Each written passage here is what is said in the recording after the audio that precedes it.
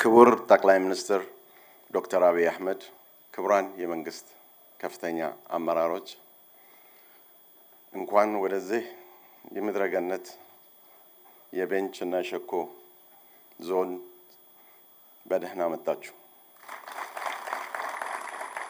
ክቡር ጠቅላይ ሚኒስትር ወደ ስልጣን ከመጡ በኋላ የሀገራችንን ኢኮኖሚ ፓራዳይም ሽፍት ያደረጉ ትልልቅ የፖሊሲ ለውጦች ተደርገዋል። ከነዚህ መሃል የሆም ግሮን ኢኮኖሚክ ሪፎርሙ ተረስተው የነበሩ የኢትዮጵያ ትልቅ ኃይሎች እንደ ማዕድን፣ ቱሪዝም የሀገሪቱ የእድገት ምሰሶ እንዲሆኑ በመንግስት ፖሊሲ ተወስኖ ትልልቅ ስራዎች ተሰርተዋል።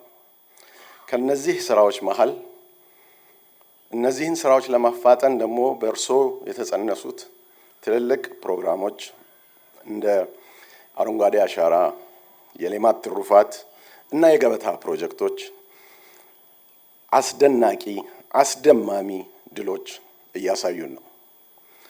ከገበታ ፕሮጀክቶች መካከል በተወለድኩበት አዲስ አበባ የተጀመረው የገበታ ለሸገር ቆሻሻን አራግፎ ራስን አንጽቶ ውበትን ለገበያ ያቀረበ አዲስ አበባ የኢንቨስትመንት ብቻ ሳይሆን የትራቨለሮች የቱሪስቶች ተደራሽ ሆና ከዓለም የመጡ ሰዎች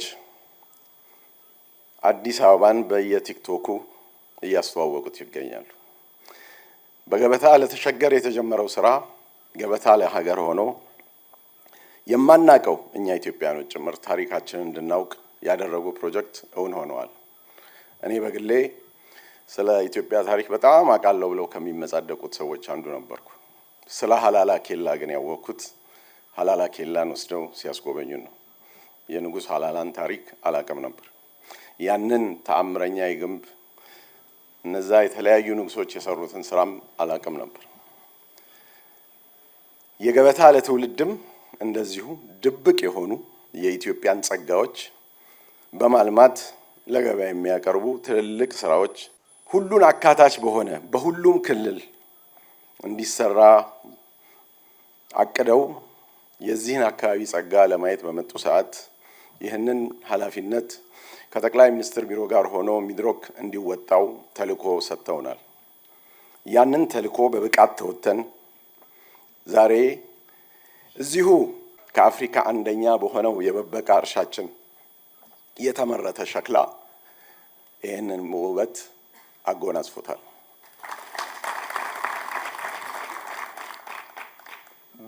ባለፉት 5 ዓመታት መንግስት ራሱን በሪፎርም እንዳመደገ ሁሉ ሚድሮክም ራሱን አመንድጓል። የዚህ ውጤት ዋነኛው ተጋሪ ዋንዛ ፈርኒቸርስ ይሄንን የምታዩትን ህንጻ የእንጨት ስራ ሙሉ ለሙሉ በራሱ ሰርቶታል።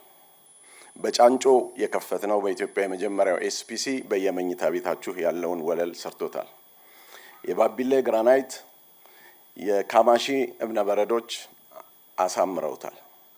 በኢትዮጵያ ምርቶች በኢትዮጵያ ጸጋ የተገነባው ደንቢ ኤኮሎጅ የአካባቢውን ስነ ምህዳር ሳያበላሽ የአካባቢውን ስነ ምህዳር ጸጋ ብቻ እንዲያሳይ ተደርጎ ስለተሰራ ይህንን ስራ ለመባረክ እርሶ ከፍተኛ የመንግስት አመራሮን ይዘው ስለመጡ በእጅጉ እናመሰግናለን።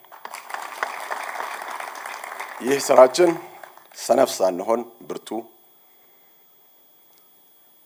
የከሰርን ሳንሆን የከበርን፣ ስስታም ሳንሆን ደግ፣ ፈሪዎች ሳንሆን ጀግና መሆናችንን የምናሳይበት ነው።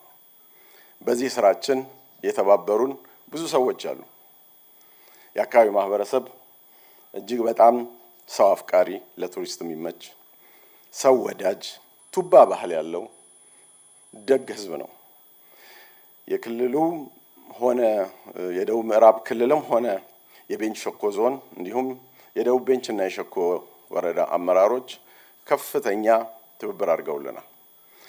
ፈጣሪ ትልቁን እርዳታ አድርጎልን ለዛሬው ቀን በቅተናል። አልহামዱሊላህ ረቢል ዓለሚን። ሁላችሁም እንኳን ደስ አላችሁ። አመሰግናለሁ።